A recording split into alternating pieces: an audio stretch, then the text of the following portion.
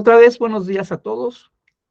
En esta ocasión vamos a tener la sesión del Seminario Interno de Investigación del Instituto de Investigaciones Históricas de la UABC, con el tema Perspectivas teóricas conceptuales en torno al diario, cruces entre la historia y la literatura. Y nuestro invitado de hoy es el doctor Mehdi Mesmoudi, de la Universidad Autónoma de Baja California Sur. El doctor Mesmoudi es licenciado en Estudios Hispánicos por la Universidad Abdelmalek Essadi de Tetuán, Marruecos. Es licenciado en Lengua y Literatura por la Universidad Autónoma de Baja California Sur, maestro en Ciencias Sociales con orientación en Globalización por la misma universidad, doctor en Ciencias Sociales con orientación, eso ya lo leí, es miembro del Sistema Nacional de Investigadores, autor de artículos, capítulos de libro y artículos de opinión. Tiene una amplia trayectoria en el tema y actualmente se encuentra, según lo pude ver en las redes, elaborando un libro acerca de un autor marroquí. Sin más preámbulo, pues vamos a dejar tiempo a nuestro expositor. Si necesitas presentar, doctor Mesmoudi, está habilitado para hacerlo. Entonces, pues no me queda más que agradecer su presencia otra vez e invitarles a todos a atender con toda seriedad la exposición. Muchas gracias. Adelante, doctor Mesmoudi. Muchas gracias, muy buenos días. Agradezco al doctor amigo Jaime Martínez y también al doctor Pedro Espinosa Meléndez por la invitación. Lamento no poder encontrarme allá con ustedes y poder establecer un diálogo más estrecho, pero afortunadamente la pandemia nos ha enseñado que también así se puede hacer. Así que les agradezco este espacio. Agradezco también la generosidad de las y los estudiantes que aquí nos están acompañando y también de las y los que nos están escuchando desde las redes sociales.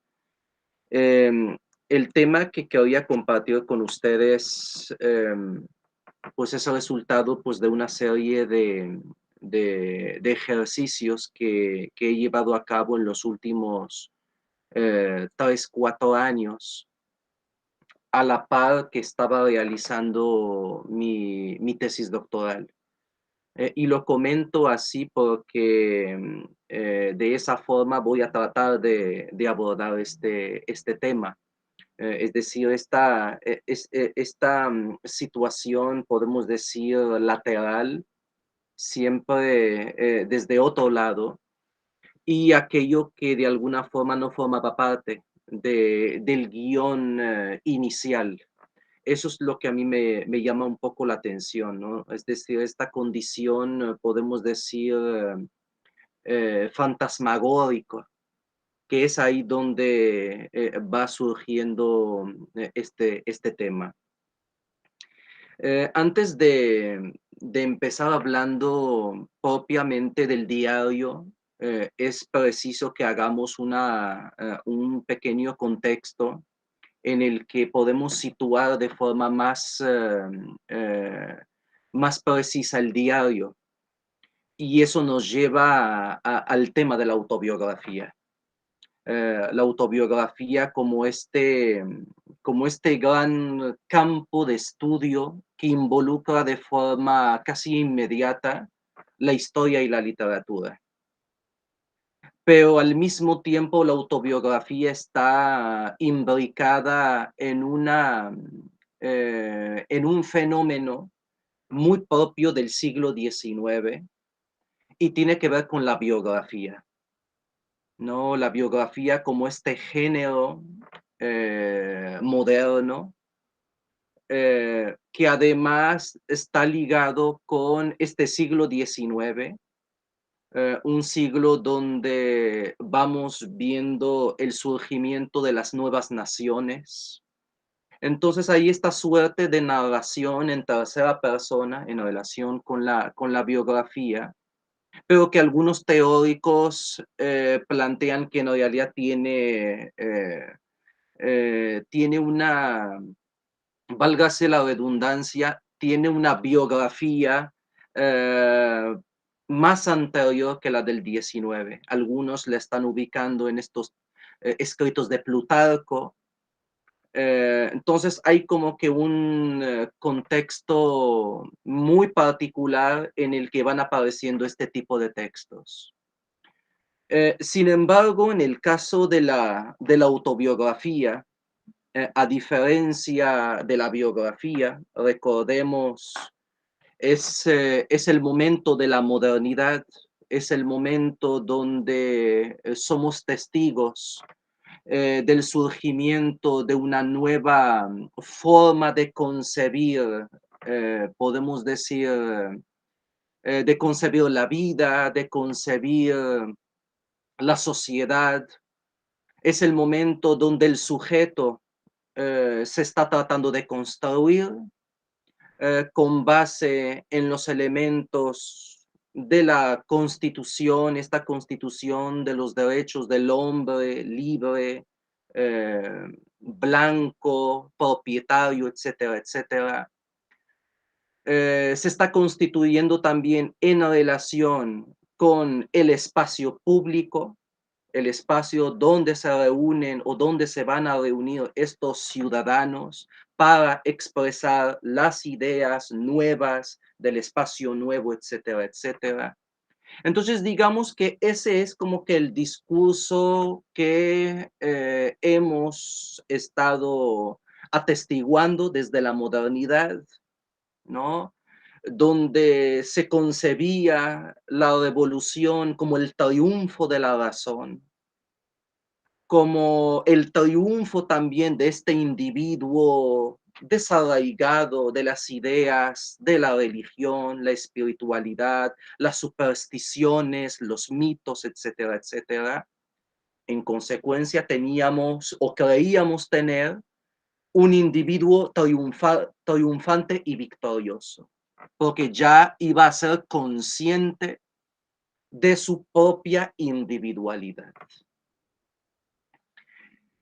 Pero lo más interesante de todo esto, y así como yo estoy viendo la autobiografía, esta escritura del yo, es un discurso, como yo lo venía diciendo al principio.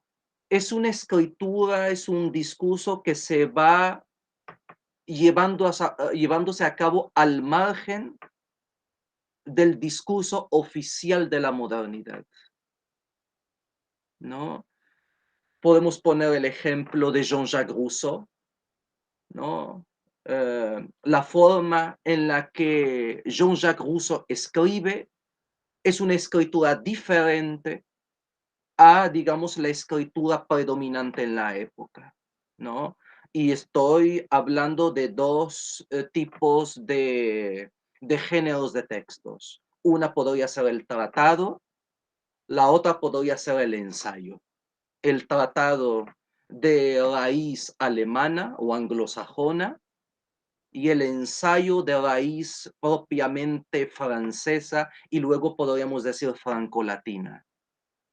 Entonces, entre estos dos ejemplos de textos donde ahí se va a cifrar, donde ahí se va a decodificar, perdón, a codificar la escritura triunfante de la modernidad, frente a eso va apareciendo la autobiografía. Por lo tanto, la autobiografía se va a levantar, se va a erigir frente a eso, pero también frente al discurso de la biografía, que suponemos que fue su derivación. Es decir, la autobiografía surgió como derivación, como resultado de la biografía. Pero la autobiografía va tomando, digamos, su propia nomenclatura, su propio sendero, su propia naturaleza, podemos decir, intimista.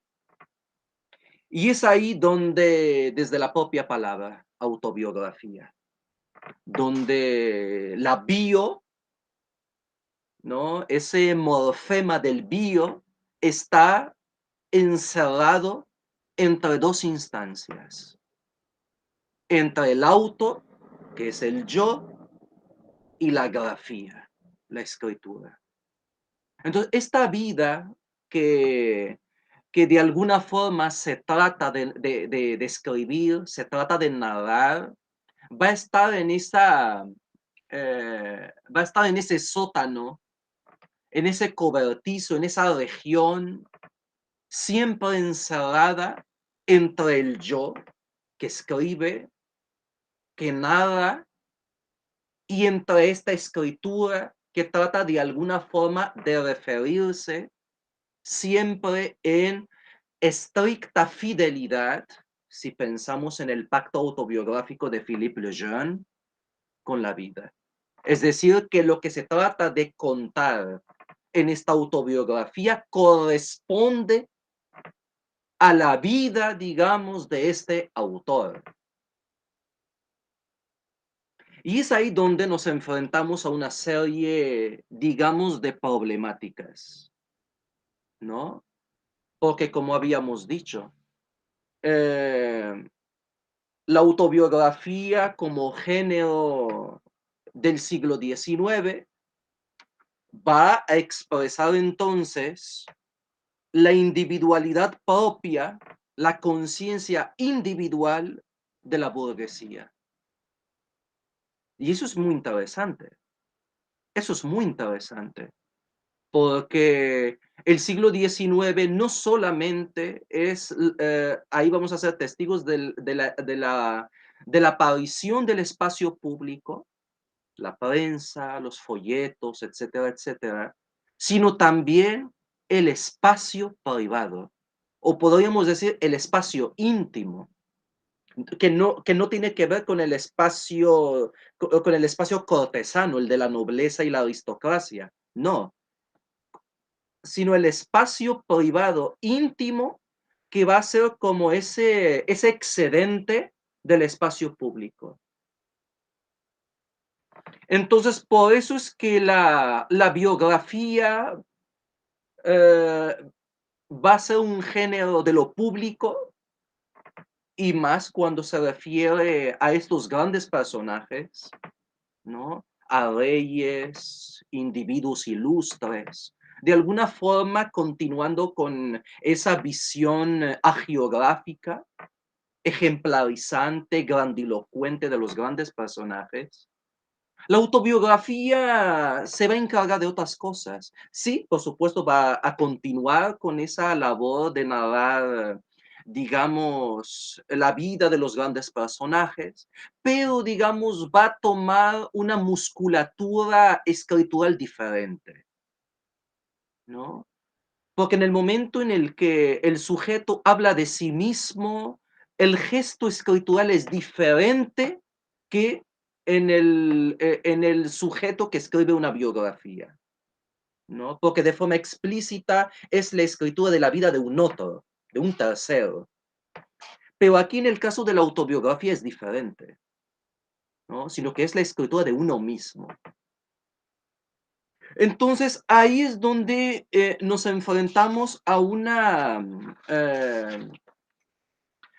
problemáticas muy interesantes, porque pareciera que a la hora en que nos enfrentamos a la autobiografía, pareciera que la vida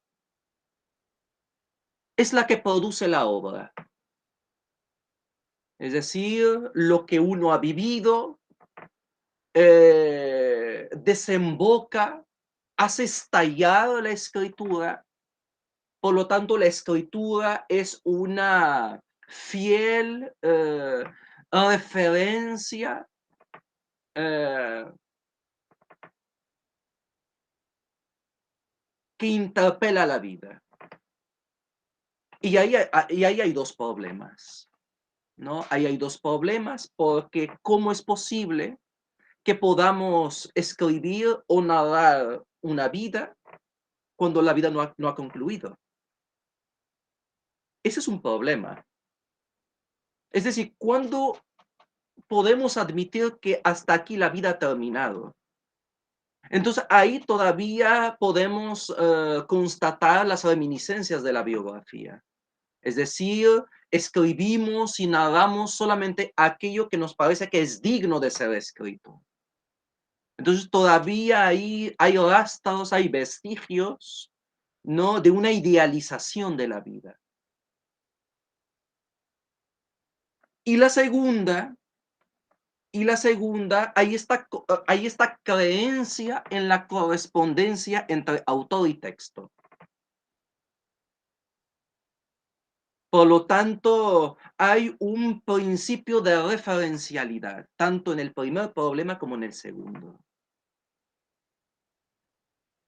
Y ahí es donde hay autores muy interesantes, sobre todo en este corte postestructuralista, es decir, que vienen después de los planteamientos de Georges Gusdorff y de Philippe Lejeune.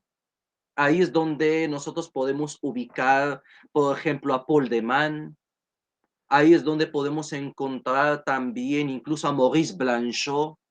Ahí es donde podemos encontrar autores como François Dos, donde ahí nos posicionan frente a una problemática muy interesante. Y es que ese pacto autobiográfico que revela cierta fidelidad entre vida y obra, entre autor y texto, estos autores establecen que hay una complejidad mayor y que no es posible esta distinción entre estos dos polos. Por ejemplo, Paul de Man habla de que hay nociones de ficción entre vida y obra. Por lo tanto, hay un proceso, podríamos decir, de desfiguración, de oscurecimiento. Por lo tanto, la autobiografía no esclarece para nada, escrituralmente hablando, la vida. Por lo tanto, ahí estamos frente a un sujeto especular, un sujeto que está frente a un espejo, pero un espejo que podemos decir que está roto.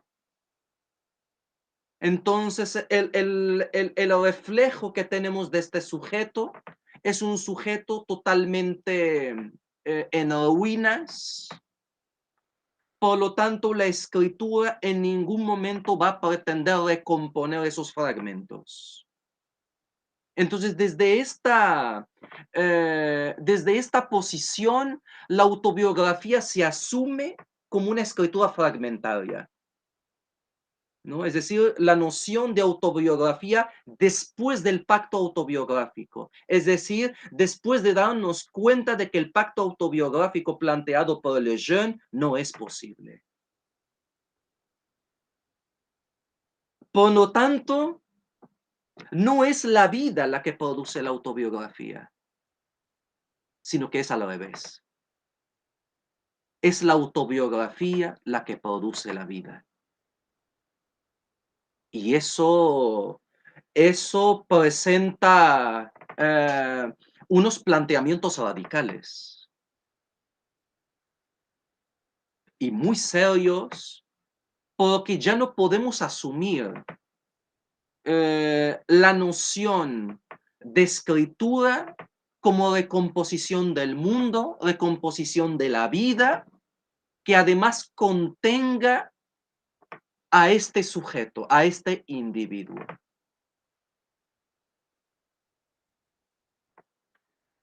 Por ende, la referencialidad, vida, autobiografía, autor y texto es un acto fallido. Y esto nos lleva a plantear que este texto que se produce, este texto autobiográfico, más que sustituir, digamos, esa vida, tiene un gesto de duplicación. Por lo tanto, ahí tendríamos otra vida más que se agrega a la vida que se ha vivido y que se entrecruza. Esto si el autor todavía está vivo. O si, digamos, los familiares de este autor están ahí encargados de alguna forma de seguir contando la vida, contando oralmente la vida, si están los archivos, si está el álbum familiar, si hay otro tipo de anotaciones. Ahí llegaremos a la cuestión del diario. Pero es importante que primero nos enfrentemos a un elemento que es fundamental, que es la autobiografía. Y esto ya lo decía Michel Foucault, ¿no? Si no me equivoco, no sé si lo decía en La Gran Extranjera, o bien lo decía en ¿Qué es un autor? Cuando él decía que el autor no hace la obra, sino que es la obra la que hace al autor. Y eso es sumamente iluminador. En el sentido porque Foucault se distanciaba de la idea de la muerte del autor de Roland Barthes, ¿no? En el sentido no es de que el autor haya muerto, sino que en realidad ha muerto en el sentido de que no es capaz de producir la obra, sino que es la obra la que lo produce a él.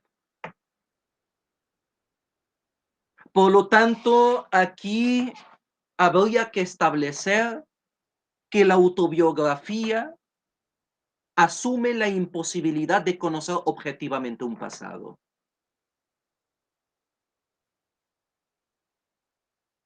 Por lo tanto, ya no habría que preocuparnos por el vínculo con el pasado, este pasado, si alguna vez existió, autobiográficamente hablando. Por lo tanto, todo se está desplazando hacia una región de esto que está en el vocablo autobiografía, que es la parte final, que es la grafía, que es esta escritura. Por lo tanto, la escritura va a tomar distancia de esto que se conoce como verdad histórica y, por supuesto, desautoriza al autor. Y vaga, además, hacia un texto como también por sí mismo.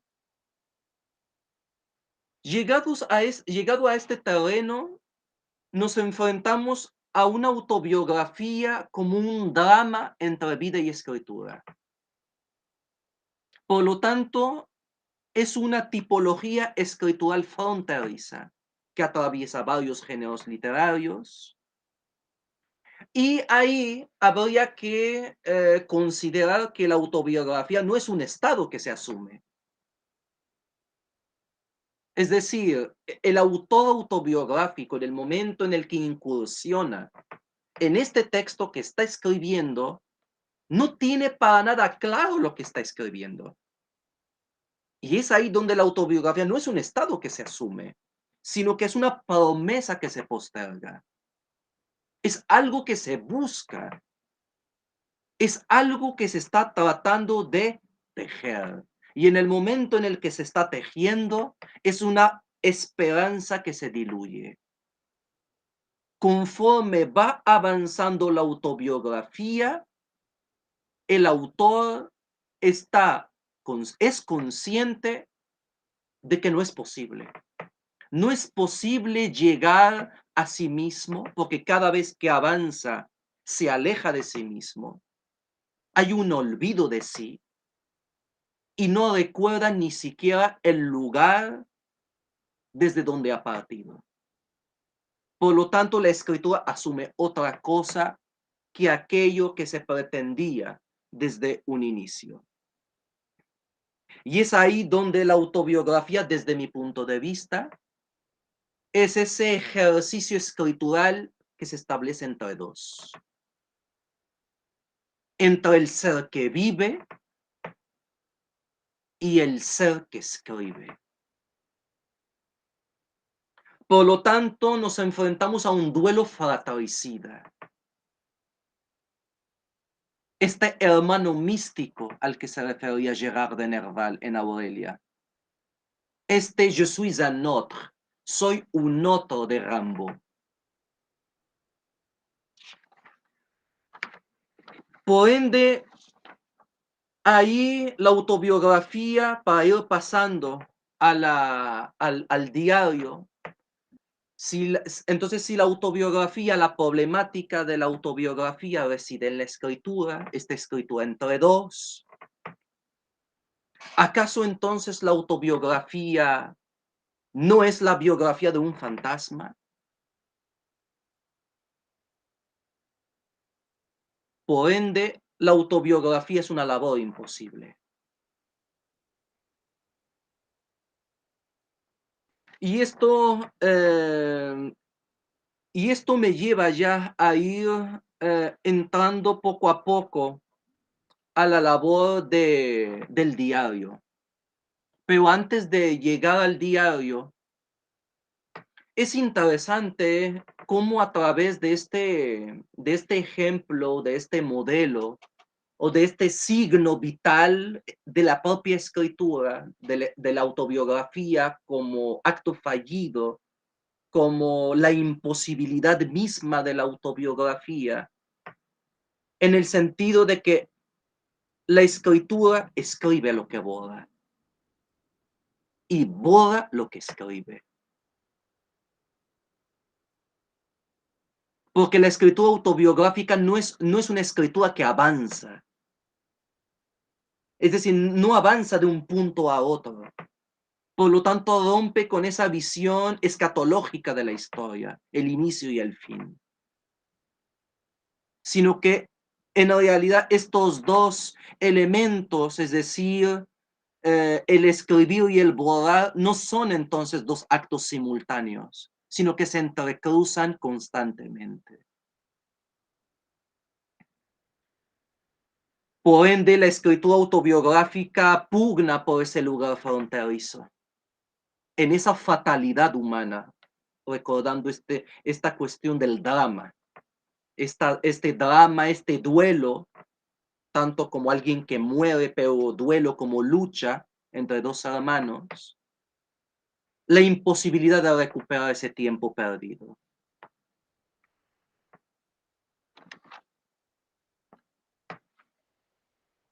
Si la autobiografía es su imposibilidad, Jean Améry ya nos anunciaba que toda autobiografía es una autodemolición. Este Jean Améry, superviviente del Holocausto y que después se suicida. Y esto es interesante porque Maurice Blanchot dirá lo siguiente, y aquí leo esta cita de Maurice Blanchot en ese texto que se llama El espacio literario, y dice así: tal vez sea sorprendente que a partir del momento en que la obra se convierte en búsqueda del arte, en literatura, el escritor siente cada vez más la necesidad de conservar una relación consigo. Siente una extrema repugnancia a desprenderse de sí mismo en beneficio de ese poder neutro sin forma y sin destino que está detrás de todo lo que escribe. Otra vez, esa escritura lateral. Otra vez ese gesto especular que está siempre al margen como una sombra, como un fantasma, como un espectro. Por lo tanto, la autobiografía es esa escritura que siempre ha estado al margen del discurso oficial de la modernidad, el discurso oficial del sujeto moderno. Por eso es que muchos de los textos autobiográficos van a estar ligados a las enfermedades mentales y del malestar social, ¿no? Temas como la esquizofrenia, como la melancolía, como la angustia, son temas, son tópicos que van a tener lugar en estos tipos de textos. Pero ahí no me quiero desviar, digamos, del tema. Por lo tanto, em, la autobiografía, o más bien lo autobiográfico, a juicio de Blanchot, es esa marca que descansa detrás de todo lo que se escribe y conserva una relación con el autor. Siempre como una marca, ¿no? Entonces, si la autobiografía es ese momento o es esa creencia en su imposibilidad, esto nos lleva a otro tipo de texto, que es el diario. Porque ya decíamos que la autobiografía estaba amenazada por la fragmentariedad del texto. La autobiografía ya no podía asumir, digamos, la naturaleza de una novela, porque esa era la forma de las novelas autobiográficas, de las biografías, tienen el estatuto de la novela. La autobiografía ha ido cada vez decayéndose. Y en ese decaimiento hay una fragmentación. Por lo tanto, hay una transición como una ruina de la autobiografía al diario.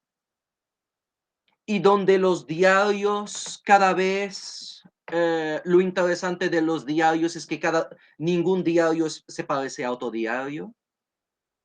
Y en el texto que compartí con ustedes, sobre todo el último, no se parece nada, por ejemplo, el Orla de Guy de Maupassant con el oficio de vivir de este escritor italiano, que ahorita se me olvidó el nombre. Ahí lo tengo enfrente, pero no alcanzo a ver. Entonces, ningún diario se parece a otro. Por lo tanto, los diarios no tienen un formato muy bien definido, a diferencia de una autobiografía. Por lo tanto, hablar del diario es hablar de la paradoja de su vocablo, porque la propia palabra dice diario, es decir, que se escribe a diario. Pero ¿quién de los diaristas escribían a diario? Es decir, ¿qué tipo de anotaciones se van agregando diariamente? Y también a la improbabilidad de su determinación.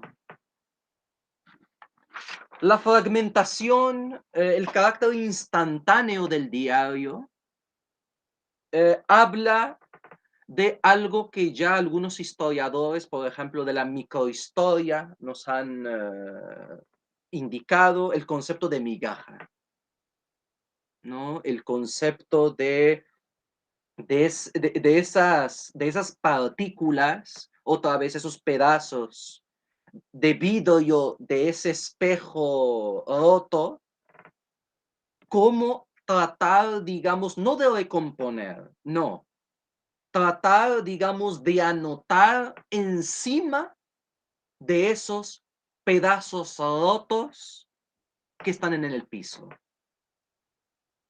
Lo interesante del diario, a diferencia de la autobiografía, dirá Carlos Barral, es que el diario es un texto tan personal que no está escrito para la imprenta. Por ende, ahí emerge una pregunta. ¿Desde cuándo el diario dejó de ser ese texto no escrito a la imprenta para ser un texto leído por lectores? ¿Qué ha pasado ahí?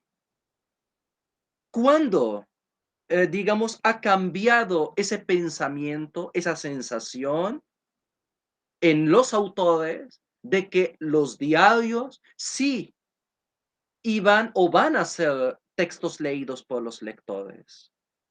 Por ejemplo, la carta al padre de Kafka. Ese es un diario interesante. Sí tiene una naturaleza epistolar, pero al fin y al cabo es un diario. y cómo Kafka no quería que ese texto saliera. Pero como el amigo de Kafka, ¿no? El gesto de que este texto tenía un valor literario que se publicaba es cómo podemos acceder a ese texto y podemos entender la metamorfosis. Es decir, ¿por qué Kafka se representa a sí mismo como ese ser, ese pequeño monstruo diminuto encerrado en su habitación?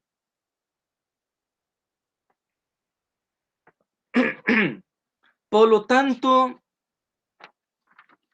hablar del diario, a diferencia de la autobiografía, agrega, incorpora una circunstancia que antes no existía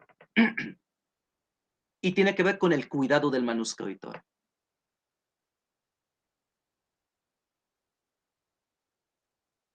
Si con la autobiografía hablábamos de vivir la vida, la vivencia de la vida, que luego se transforma en un testimonio y luego en la experiencia, en la escritura, en el diario se incorpora además el cuidado del manuscrito. Es decir, el autor además ahora es guardián de esta pertenencia, para que este manuscrito no caiga en manos ajenas. Pero otra vez, ¿cuándo cambió? ¿Cuándo cambió vitalmente, existencialmente, la preocupación de los autores de que ahora ya no nos vamos a preocupar por cuidar el manuscrito, sino que ese texto ya va a llegar a los lectores? Por ende, hablar del diario es hablar de una noción de anonimato, es hablar todavía de esa privacidad, todavía mayor que la de la autobiografía. Por lo tanto, nos estamos enfrentando a una condición mayormente fantasmagórica de este tipo de texto autobiográfico que es el diario. Hablamos de una condición de orfandad domiciliaria.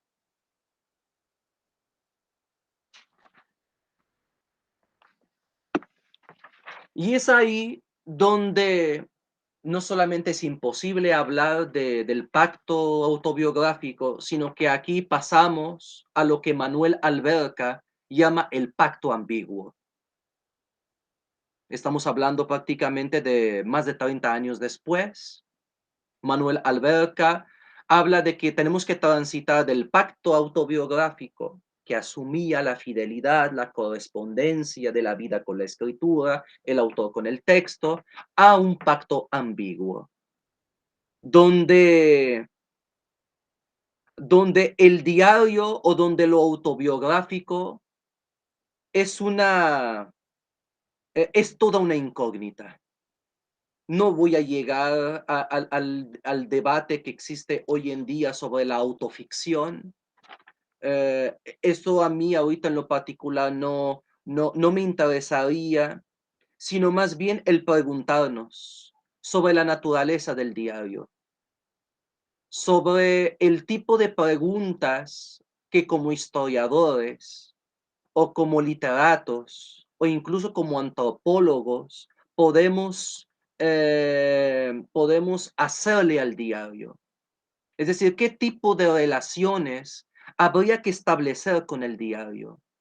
¿Qué tipo de aspectos teóricos, metodológicos nos permite, digamos, observar la naturaleza escritural?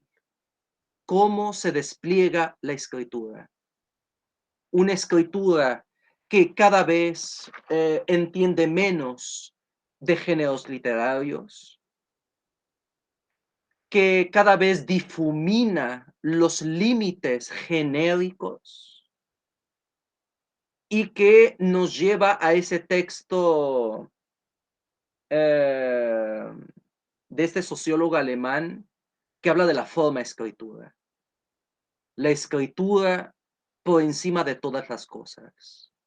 Y además nos lleva a lo que Jean-Marie Schaffer, esta teórica de los géneros literarios, nos lleva a superar la visión biologicista de los géneros y empezar a concebir funcionalmente los géneros y las tipologías textuales.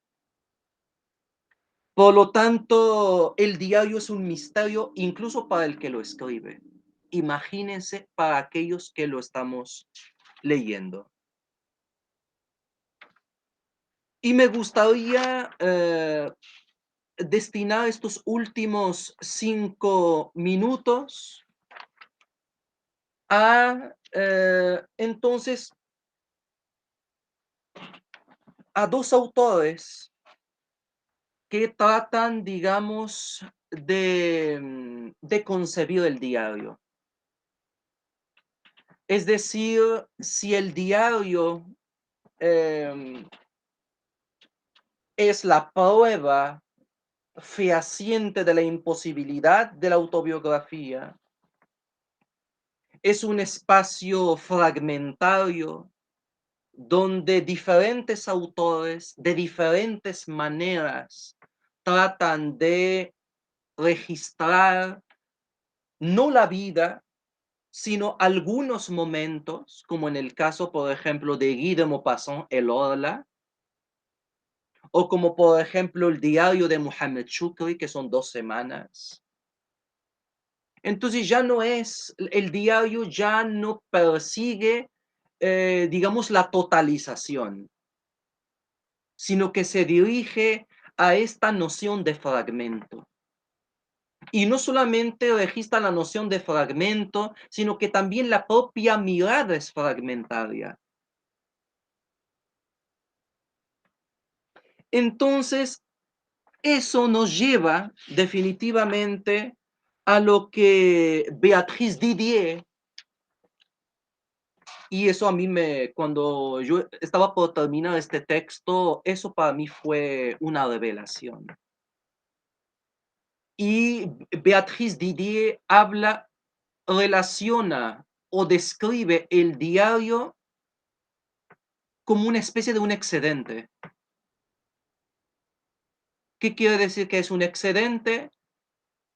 Otra vez, lo que dice Maurice Blanchot, esa marca que está detrás de sí, aquello que no cabe en una obra, aquello que digamos es expulsado, como en las mañanas en la playa, esos restos que van quedando en la orilla, ese sería el excedente. Entonces, aquello que no cabe en la novela, que no cabe en la poesía, que no cabe en el ensayo, que no cabe en el teatro, va, digamos, tejiendo una ligadura, digamos, de sentido, de elementos que no caben en estos géneros bien definidos históricamente. Pero algo dice también muy importante Beatrice Didier, no solamente eso, sino que en el momento en el que se va prefigurando esa región de excedente, al mismo tiempo va prefigurando la obra que sigue. Por lo tanto, el diario es como una mancuerna que liga lo que está escrito y lo que está por escribirse. Pero a mí lo que me interesa de esta imagen geométrica del diario es que el diario está atravesando toda la producción escritural de un autor.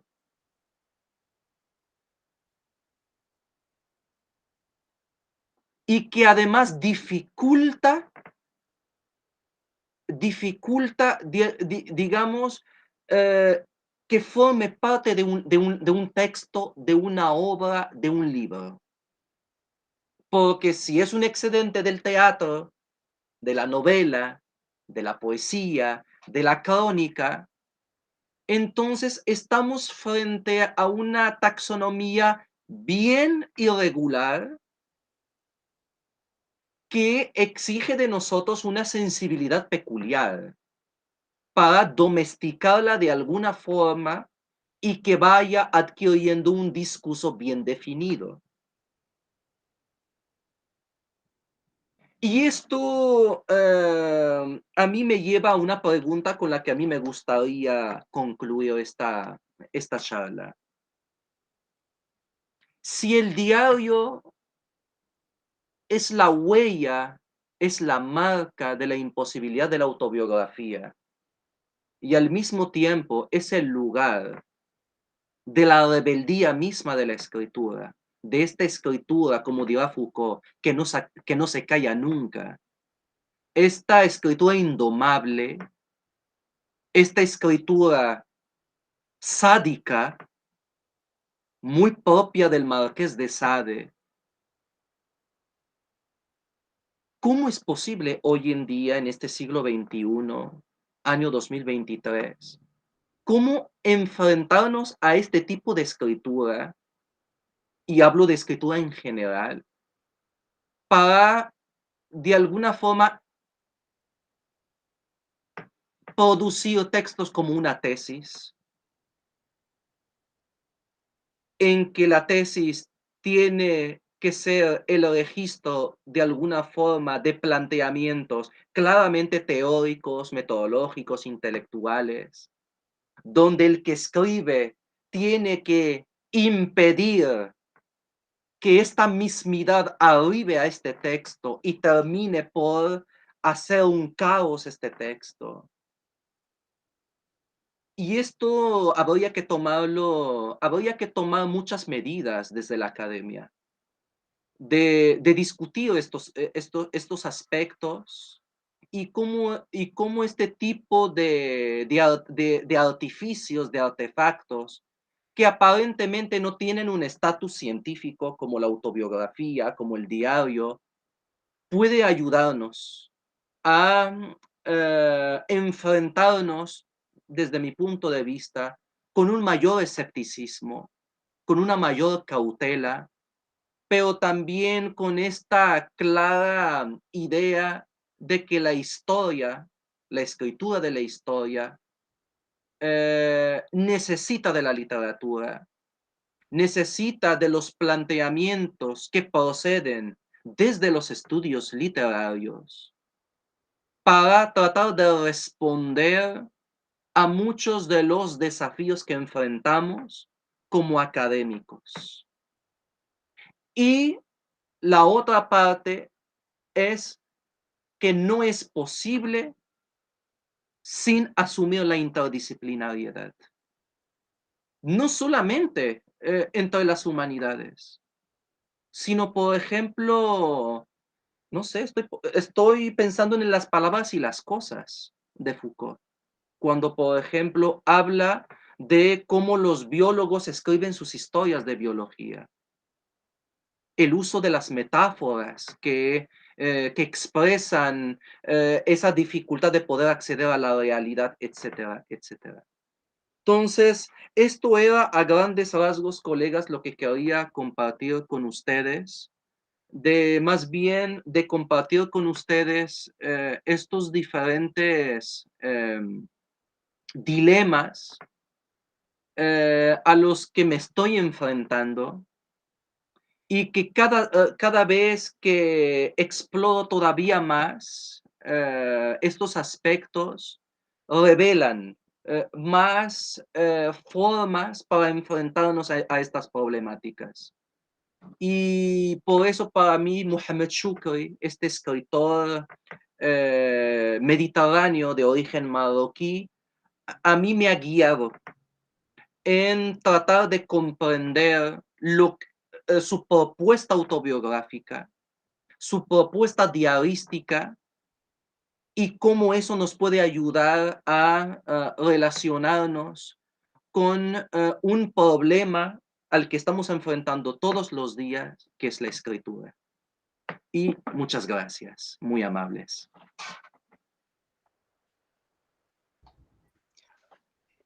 Muchas gracias, doctor Mes Moody. Me parece que sí es un problema que nos ha planteado muy interesante y creo que aquí algunos colegas tendrán alguna opinión y me imagino que muchas preguntas. Así que vamos a abrir el espacio para el diálogo. Adelante, quien quiera comenzar.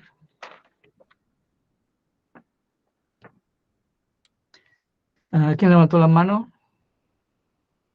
Pedro, muy bien, adelante, Pedro. Gracias, Ramiro. Y bueno, me bajo la mano. Está haciendo una falsa alarma. Gracias, Medi, por compartirnos pues estas reflexiones que por un lado entiendo que parten de digamos, de un trabajo teórico, pues muy sólido, debo decir, en mi opinión, pero también, digamos, de esta parte, si tú quieres, empírica, digo, si operamos esas decisiones de decir, el trabajo directamente con cierto tipo de textos que representan un problema, porque precisamente están en la intersección entre la literatura y la historia, entendiéndola quizá no sé si solo como dos formas de escritura distintas, sino también como dos disciplinas que han establecido, al menos desde el siglo XIX, relaciones distintas con los textos o con los documentos con los que trabajan, ¿no? Y un poco mi comentario y mis preguntas van en ese sentido. Tú mencionabas que al final la biografía o la autobiografía es un género muy propio del siglo XIX, lo cual diríamos la historia en tanto escritura, por lo menos con pretensiones científicas, también lo es. Y recordaba algo que plantea François Artaud en el libro intermedio de la trilogía, que es Regímenes de Historicidad, que termina con Cronos, pero que en medio está Creer en la Historia, y de cómo el siglo XIX no solamente es el siglo de la historia, sino también es el siglo de la novela. Entonces me queda, y él plantea algo interesante de cómo la historia que se hace en el siglo XIX está volcada enteramente a la historia política y trabajan únicamente con un registro documental, que son los documentos de los repositorios del Estado, y cómo muchos aspectos que los historiadores, antropólogos o sociólogos recuperaron a lo largo del siglo XX, que tienen que ver con la vida cotidiana, con la cultura, con las costumbres y demás, expresamente en el siglo XIX eran materia de la literatura. Es decir, pareciera ser que la novela recogió aquello que la historia explícitamente expulsó de su disciplina. Entonces es interesante cuando te referías ahora al final, recuperando esta teórica, sobre el diario como un excedente, porque pareciera ser que entonces el diario es un doble excedente, es decir, hay ciertos materiales que la historia como que expulsa de su campo de estudio, la literatura los recoge, pero luego hay ciertos aspectos quizá muy de la experiencia subjetiva que, como tú dices, operan o se fluyen a contracorriente de los discursos oficiales o normativos de la modernidad, que ningún género literario como tal termina de poder capturar, y pareciera que el diario es el que recoge esta parte. Esto me llama la atención porque lo que me queda pensando es, por un lado tú planteabas la importancia de la interdisciplina, y aquí creo que si lo puedo interpretar de esta manera, es que los historiadores estamos acostumbrados a recurrir cuando nos encontramos con un diario, con una autobiografía, que muchas veces no son materiales que se pensaron para la imprenta y para ser publicados, sino que quedaron archivados, pensamos en ellos como una fuente. Es decir, pensamos en ello como un repositorio de datos o de informaciones que nos pueden arrojar alguna respuesta sobre las preguntas que tenemos con respecto al pasado. Pero aquí tú lo que estás planteando es de que aún materiales que no fueron pensados para ser publicados o para la imprenta, tienen una estructura literaria o tienen una estructura narrativa, y que en ese sentido quizá la historia o el reto que nos subige a los historiadores es que a lo mejor necesitamos ciertas herramientas de la crítica literaria, a veces incluso para saber qué hacer con un material que no ha sido publicado, sino que nos encontramos en el archivo, ¿no? Entonces pensaba, digamos, redondeando o intentar redondear la pregunta, ¿dónde ubicarías tú no solo las convergencias, sino las diferencias que habría entre cómo desde la historia o desde la disciplina histórica se recupera un género como el diario, como la autobiografía, a la diferencia como lo ha hecho la crítica literaria, que entiendo que es la disciplina más bien en la que tú te has formado, ¿no? Es decir, ¿Qué es lo que espera encontrar alguien que se dedica a las letras, a la crítica literaria en un diario? ¿No? Y dónde estarían los matices de lo que suele buscar o lo que intenta encontrar un historiador. Pensando quizá que nos encontramos no solo que la propia, digamos, el diario, la autobiografía son géneros en un espacio intermedio que no queda claro si son historia y literatura, sino que también a veces las propias herramientas con las que desde las disciplinas se llegan a estos materiales también tampoco están tan claras las fronteras entre una y otra, ¿no? Entonces es algo digamos, una reflexión que me surgía y una pregunta que te quería hacer: ¿dónde estaría la diferencia entre el uso que se le da o que se le podría dar desde la historia y el que se le daría desde la literatura? Pues muchas gracias, Pedro, por este planteamiento muy interesante, que además anima, pues yo creo que a un trabajo muy serio desde ambos campos de estudio.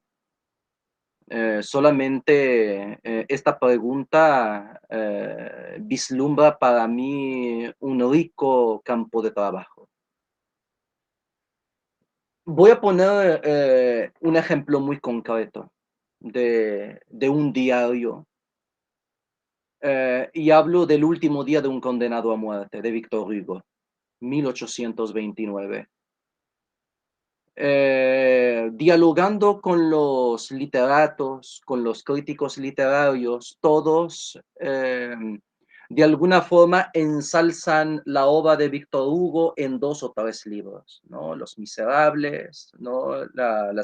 Nuestra Señora de París, etcétera, etcétera. Pero en ninguna de esas obras aparece el último día de un condenado a muerte, ¿no? Además, es una obra fantástica. Es una obra en la que ahí, por ejemplo, vemos cómo Víctor Hugo, por supuesto, a partir del personaje sin nombre que da al personaje central de la obra, ahí es donde podemos nosotros atestiguar, apreciar cómo Víctor Hugo va distanciándose de los valores de la revolución. Es ese momento de la desilusión, es ese momento del escepticismo, del nihilismo de Hugo en relación con los valores de la Revolución Francesa, porque la revolución cayó en el reino del terror, y cómo en la propia obra este condenado a muerte, que está esperando de forma agónica su muerte, se hace la pregunta y dice: esta era la guillotina que pretendía facilitar la pena capital y trataba de aminorar el sufrimiento de los acusados. Y luego prosigue y dice: ¿y quién me va a quitar estas horas de agonía, estos días y días de espera que antecede a la guillotina? Entonces, ¿cómo un diario aparentemente al margen del discurso de la época arroja luz sobre un procedimiento del derecho penal en Francia y también de la institución de la justicia? Porque se creía que la revolución venía a mejorar, ¿no?, las condiciones sociales, culturales y económicas de la modernidad. Si no leemos este texto, no vamos a entender la postura de Jean-Jacques Rousseau, cuando dice: a mayor fortalecimiento de las instituciones, mayor degradación del ser humano. Y Víctor Hugo, como la literatura ejemplifica la postura de Rousseau. Es decir, la Revolución Francesa en pleno 1829 no es ese momento iluminador que ponía fin, supuestamente, Pedro, y ese es tu campo de estudio, al mundo de la religión, el mundo de la, digamos, de las supersticiones. Hay un texto ahorita que estoy yo trabajando, sobre todo para hablar de los temas mentales, cómo Gerard de Nerval, a mitad del siglo XIX, lamentará la desaparición del cristianismo. Y cómo el cristianismo no como religión, sino como modo de vida, modo de relacionarse con el mundo, objetos, reliquias con cierta significación espiritual, metafísica. Ellos lamentarán esta desaparición de un mundo en el que ellos vivían, y prácticamente esta literatura del yo va a mostrar que estos escritores, sobre todo escritores franceses, nunca, hoy en día diríamos, nunca se adaptaron a esa nueva Francia, a esa nueva Europa. Y cómo estos textos, estoy pensando en el último día de un condenado a muerte, estoy pensando en Aurelia, estoy pensando en el Orla de Guy de Maupassant. Son tres tipos de textos, los tres son diarios, ¿no? Muestran la inadaptabilidad del ser humano en esta Francia laica, de la razón, etcétera, etcétera. Entonces, cómo la literatura, cómo el trabajo literario, cómo el trabajo de la crítica literaria, al asomarse a este tipo de textos, podemos dar cuenta del fracaso de la modernidad.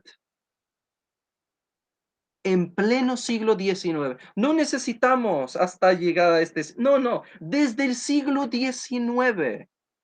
Desde el siglo XIX. Esto no se podía dar en el estatuto de la novela. Porque la novela, pues eran textos de alguna forma previstos para, digamos, el espacio público. Pero estos otros tipos de textos, donde hay otra búsqueda.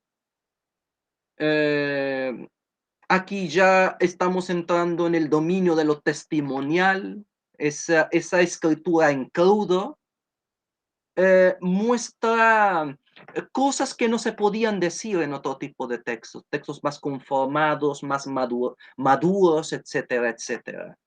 Entonces, ahí es donde este tipo de textos nos exige a historiadores, a críticos literarios, a prestar la atención a estos textos que están al margen de la gran obra de los autores, ¿no? Y por supuesto, el crítico literario, cuando se acerca, por ejemplo, a este tipo de textos, lo que busca encontrar, lo que yo busco, es como que esa alternativa, ese aquello que no se ha dicho, o casi como una contraverdad asumida en otro texto. Entonces es ahí donde se habla mucho de que los escritos son contradictorios. Yo pienso que no. Yo pienso que la paradoja más bien es ese motor, es ese estímulo de la propia literatura. Entonces, va por ahí, pero no sé si más o menos he tratado de entrar a la materia. Sí, digamos, una respuesta, eso es lo que estaba esperando, que digamos, más que dar una respuesta tajante, pues abre como que ciertas posibilidades del diálogo entre las dos disciplinas. Gracias. Muy bien. ¿Alguien más que quisiera comentar o preguntar? Yo entiendo pues este aparente golpe al escuchar la presentación del doctor Moody, porque la historia pues, ya tiene un rato que ha desnaturalizado su escritura. Y nos encontramos con que tal vez no ha sido suficiente. Aparentemente estábamos muy confiados en los testimonios que no estaban pensados para influir ni en la escritura de la historia, ni en la escritura de ningún tipo de sociedad o grupo. Y nos encontramos que, pues que no, ¿verdad? Que siempre tenemos que tener una guardia. Estoy pensando sobre todo en la sociología, que también se encuentra desnaturalizando su escritura, algo que no habían hecho, confiados en que la objetividad de sus fuentes, de sus recursos estadísticos, podían agregarles pues ese estatus de ciencia, y la misma economía que tal vez en algún momento lo pensó así. Entonces, tal vez yo entiendo que la última parte acerca de la interdisciplina, pues nos obliga a no a mirarnos a nosotros nada más, sino ver lo que están respondiendo y lo que están haciendo las otras disciplinas sociales y humanas, eh, para mantener nuestra vigilancia epistemológica, por así decirlo. A ver, Gabriel, ya se animó por fin. Adelante, Gabriel. Hola, ¿qué tal? Buenos días. Pues muchas gracias, maestro, por su exposición.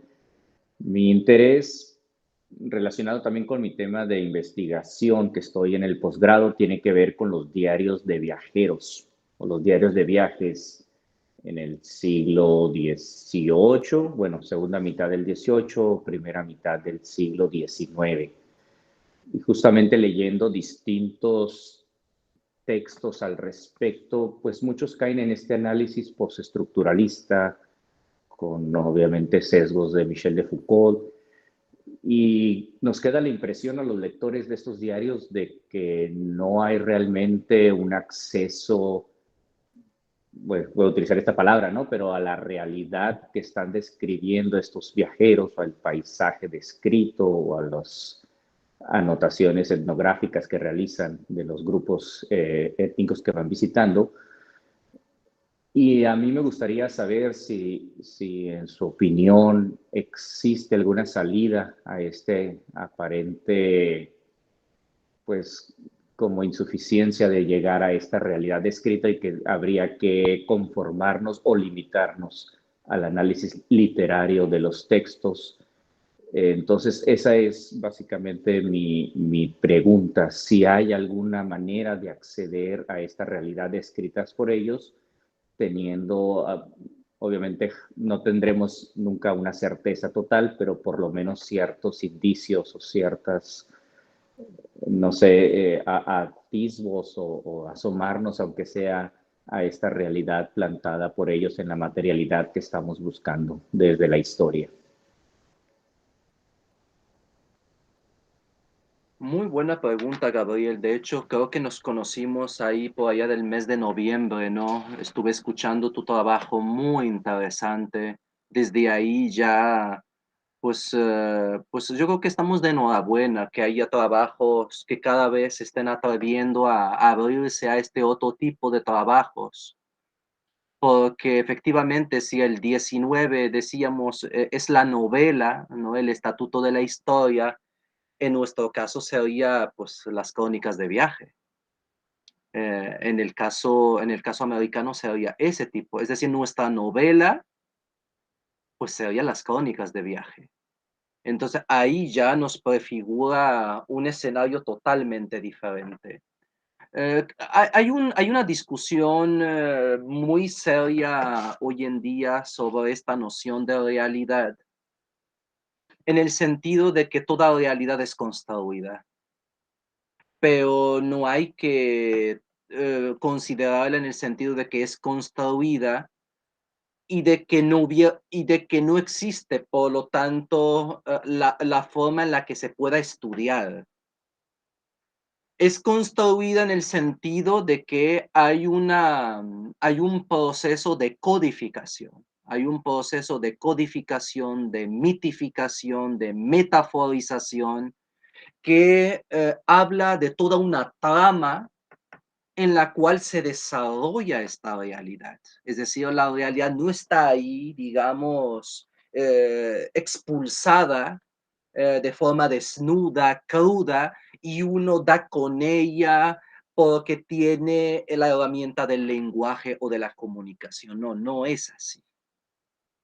Si estamos asumiendo esto, quiere decir que cada época, cada periodo, cada sociedad, cada cultura ha construido su realidad. Entonces, es importante que conozcamos primero, por supuesto, la sociedad a la cual nos estamos refiriendo, porque caemos en la trampa, ¿no? Y decimos la sociedad de Moctezuma. Y uno piensa, sí, como si Moctezuma fuera nuestro ancestro. Hay una entrevista que se le hizo a Jordi Canal en la revista de Panorama que le hicimos y dice, eso es un error.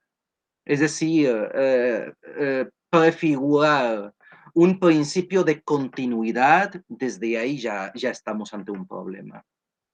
Es decir, podremos o no estar de acuerdo con Jordi Canal, pero no nos parecemos en nada a Moctezuma. La sociedad de Moctezuma nada tiene que ver con nuestra sociedad. Esto exige de nosotros, como buenos extranjeros, apropiarnos de una sociedad en una época con unas formas de relacionarse con el entorno totalmente diferente a la nuestra.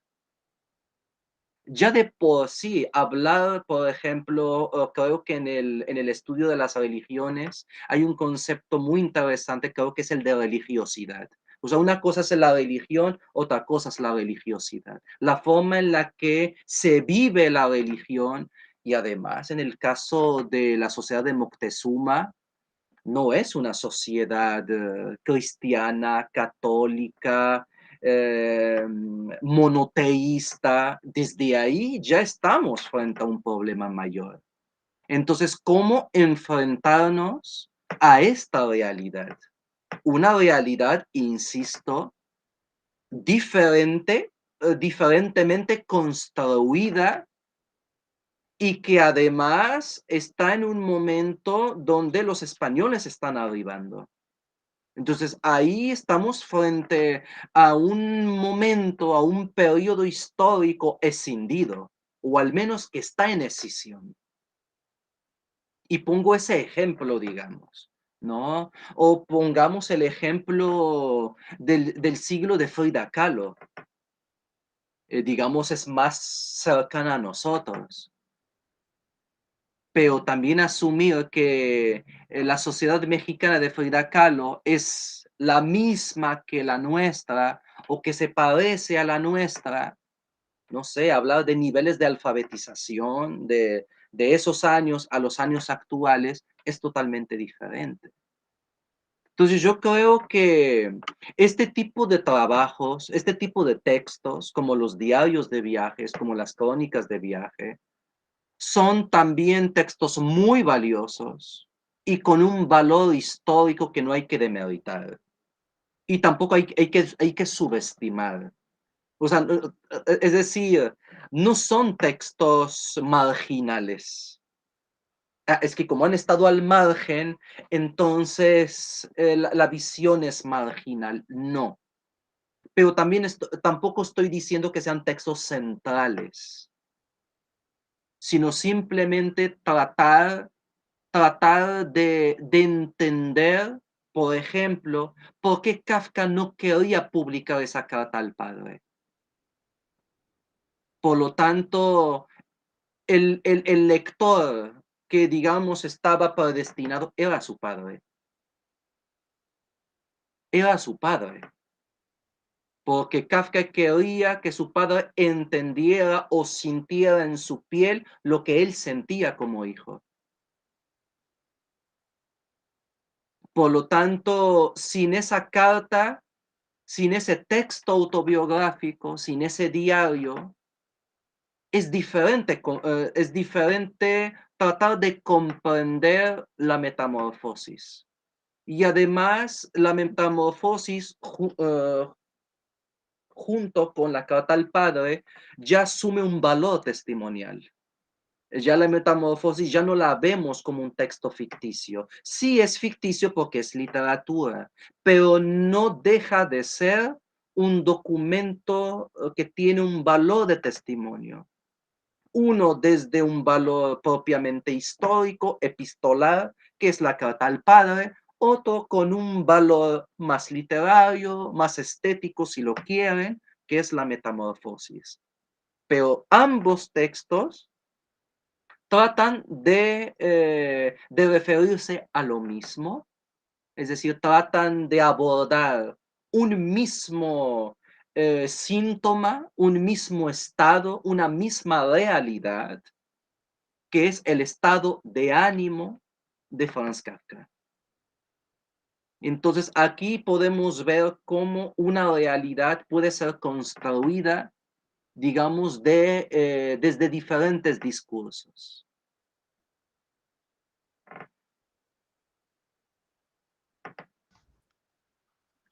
Muy bien, ¿alguien más? Pedro.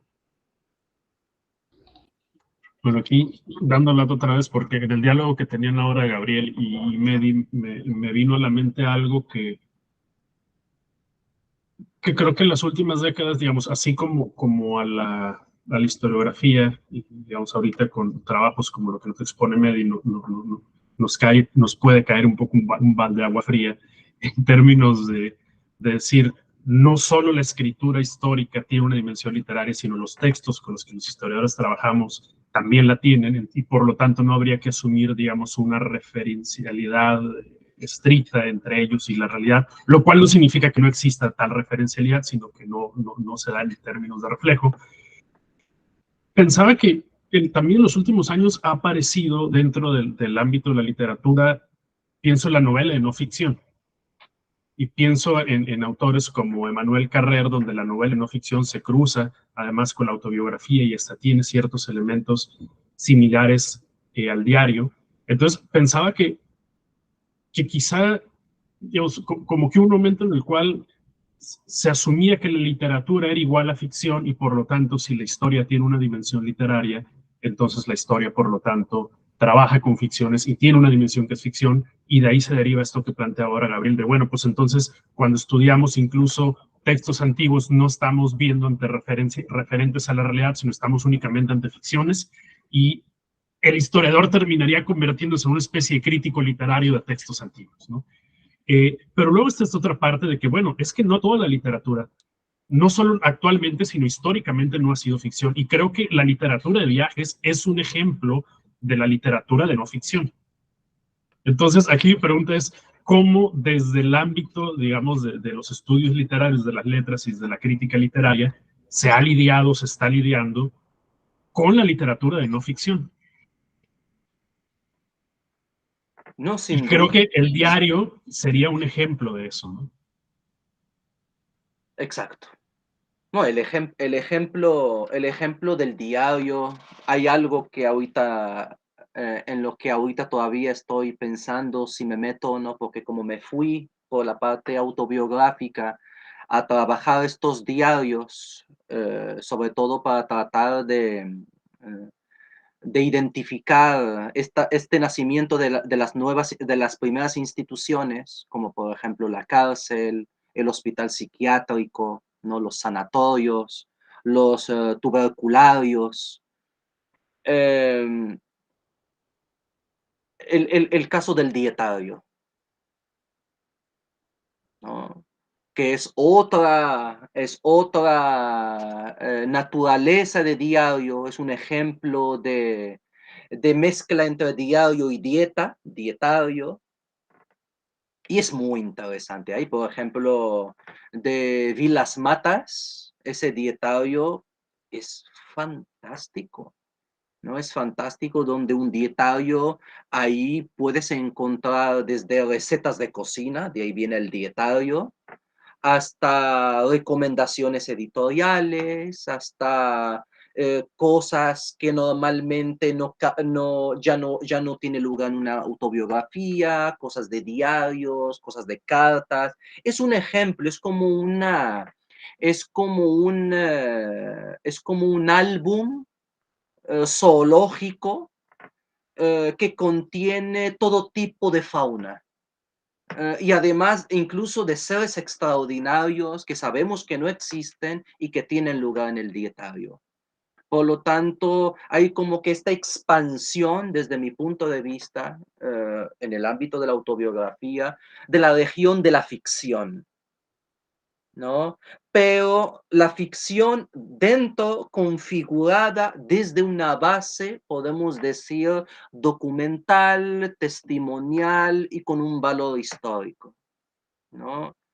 Yo pienso que hay como que hay un proceso, podemos decir, de hibridación, de transmudanza, como un intercambio como en una casa donde hay objetos que pertenecen a lo autobiográfico, pero también a lo ficcional, a lo histórico y a lo literario, y así. Por lo tanto, estamos casi como frente a un museo en el que todo se ha intercambiado de lugar. Y ese es el mundo, esa es la realidad a la cual nos estamos enfrentando. La pregunta que habría que hacernos es si estamos preparados para enfrentar ese mundo en caos. Y esta cuestión de otra vez de redefinir las fronteras, yo pienso que no es más que ese espíritu romántico de que el mundo se pueda recomponer. Y yo creo que estos ejemplos, este tipo de textos como el diario, como el dietario, como los epistolarios, son esa señal de que el mundo no solamente no se va a recomponer, sino que se va a radicalizar en caos. Es decir, vivimos en el mundo de la incertidumbre, pero pareciera que los humanistas, y estoy pensando en historiadores y en literatos, pareciera que estamos viviendo al margen de la incertidumbre. Estamos viviendo en una mirada ciega de la realidad en la que vivimos hoy en día. Es decir, el tema de nuestro tiempo, digamos, si lo quiere, la actualidad más reciente, ¿no? Pareciera que estamos al borde del 89 todavía. Es decir, todavía esperamos que ese muro no se caiga, ¿no? Pero no solamente se ha caído, se ha desmoronado. Ese muro ya es un montón de migajas. Entonces, frente a nosotros está el paisaje de una ciudad en ruinas. La gran pregunta, ¿cómo nos podemos enfrentar ante este monstruoso espectáculo? ¿Cómo dar cuenta de eso que estamos viendo? Y la pregunta también que habría que hacernos, contamos con los aparatos, con los elementos, con los ingredientes, con los lenguajes convenientes y con la sensibilidad adecuada para dar cuenta de eso que está frente a nosotros, o más bien de eso que estamos viviendo con esta noción de presentismo, porque no solamente es algo que estamos viendo, sino que es algo que estamos viviendo. Entonces, creo que estamos a tiempo, y esto de la interdisciplinariedad, porque hablamos de la interdisciplinariedad, pero para hablar o para decir cómo estamos trabajando nosotros, que de alguna forma se transfiera, se proyecta hacia otras disciplinas. Pero no hablamos de interdisciplinariedad en la idea y en el sentido de ver cómo trabajan los demás para ver cómo podemos trabajar nosotros. Entonces, eso es lo interesante. Creo que es una interdisciplinariedad muy disimulada, muy disimulada. La gran pregunta, ¿leemos a nuestros colegas biólogos leemos a los geólogos para ver el tipo de metáforas, cómo ellos representan el mundo que están observando a través de un microscopio. ¿Qué tan familiarizados estamos, no, con eso? Entonces yo creo que otra vez el diario nada más es un fantasma que traje aquí de invitado, pero también para poder observar otro tipo de criaturas a las cuales también podemos incorporar a nuestro laboratorio de trabajo.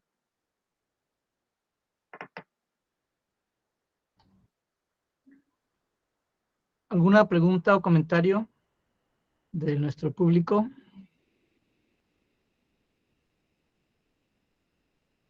Muy bien. Y me gustaría, Sí, adelante. si se me permite, así como un colofón, de revisitar la noción que hemos estado empleando de fidelidad.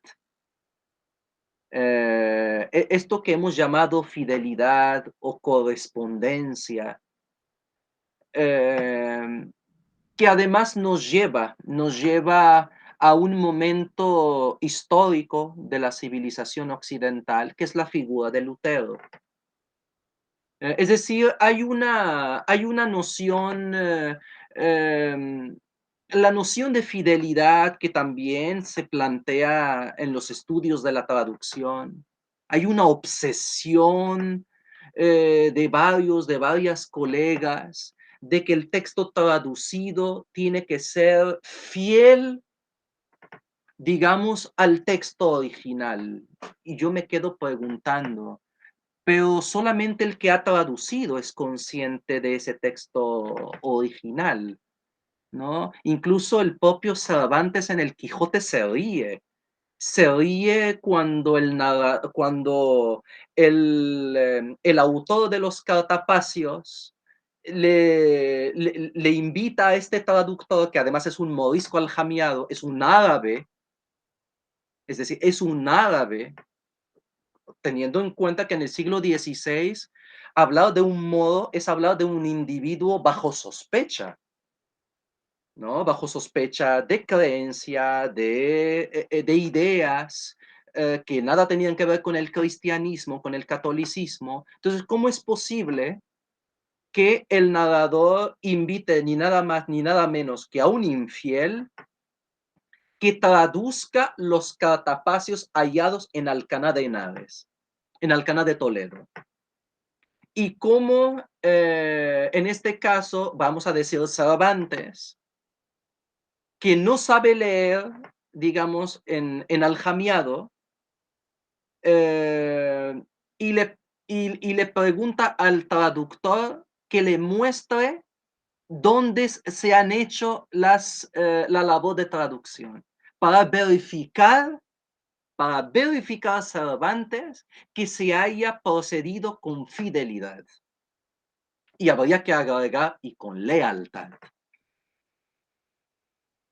Entonces, desde ahí, de este recurso de la ironía de Cervantes, de reírse a carcajadas, en el sentido de que como alguien como Cervantes, que no sabía leer en esa lengua original, le está preguntando a alguien bajo sospecha y que además no se cree en su palabra, que si ha procedido o no con fidelidad y lealtad al texto original.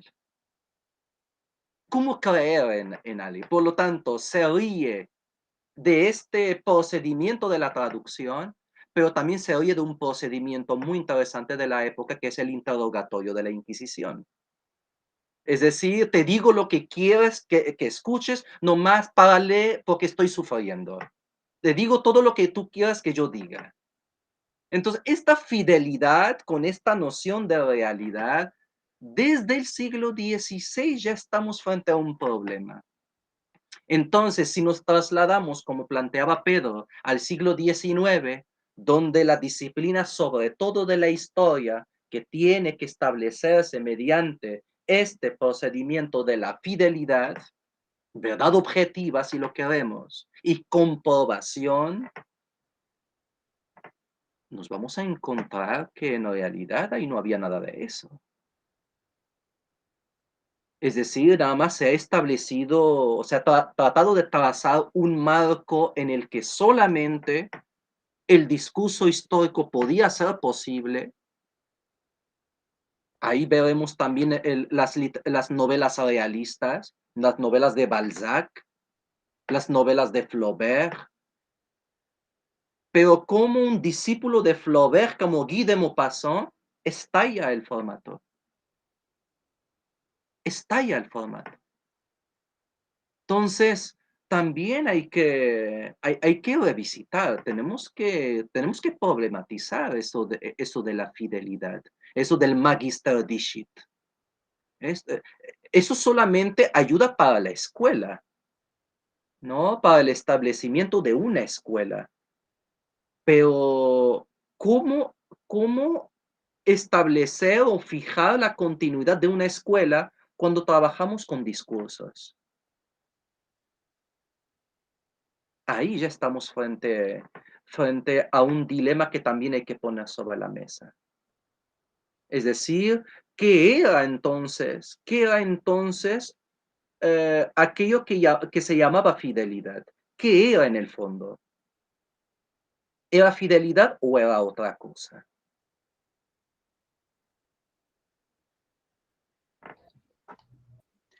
Muy bien.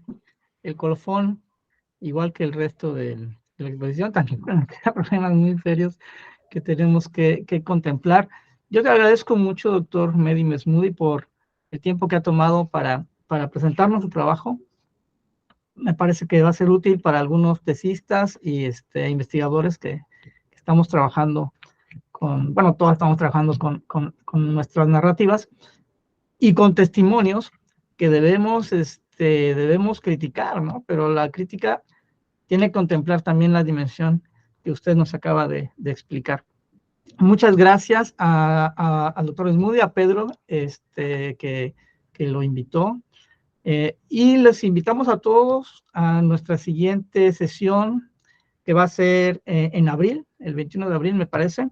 La agronomía en México con la doctora Dina Alejandra Méndez Rojas. Y pues agradecerles la amabilidad de su presencia, los comentarios y preguntas. Esta sesión se grabó y se va a subir a las redes sociales, donde va a poder ser consultada, y si incluso necesitan más referencias sobre lo que se ha discutido aquí, pues podemos ponernos en contacto con Pedro y con el doctor Mesmoudi. Pues muchas gracias y les invitamos a continuar con los seminarios y con los otros eventos del Instituto de Investigaciones Históricas de la UABC. Muy buenas tardes a todos. Muchísimas gracias.